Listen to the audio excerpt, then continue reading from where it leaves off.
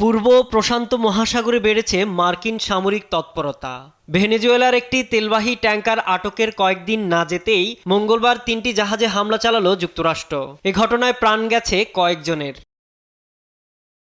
প্রতিরক্ষামন্ত্রী পিট হেগসেতের নির্দেশে চালানো হয় এই অভিযান। তেলবাহী জাহাজে হামলায় নিহতরা মাদক পাচারের সঙ্গে জড়িত বলে দাবি যুক্তরাষ্ট্রের, যদিও কোনো প্রমাণ দেখাতে পারেনি ওয়াশিংটন। সেপ্টেম্বর থেকে ক্যারিবীয় প্রশান্ত মহাসাগরে এমন অভিযানে নিহত প্রায় শতাধিক, যা আন্তর্জাতিক আইনের লঙ্ঘন বলছেন আইন বিশেষজ্ঞরা।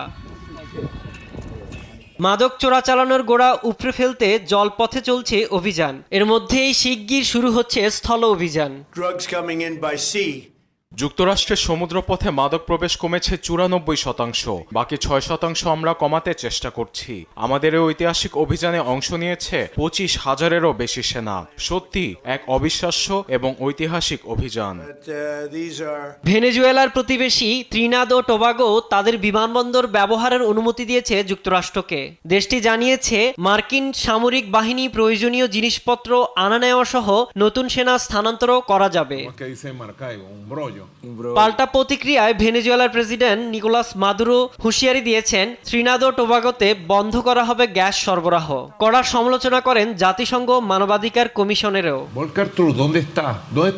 আন্তর্জাতিক অপরাধ আদালত কোথায়? মানবাধিকার বিষয়ক হাইকমিশনার ভলকান তুর্ক কোথায়? তিনি কোথায় লুকিয়ে আছেন? ভেনেজুয়েলায় যুক্তরাষ্ট্রের আগ্রাসনে চুপ থাকায় জাতিসংঘ প্রশ্নবিদ্ধ।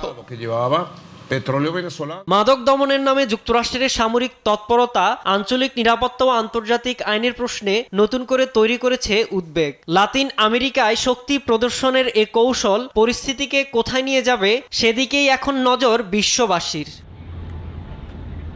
সাইদুজ্জামান, নিউজ ডেস্ক, দেশ টিভি।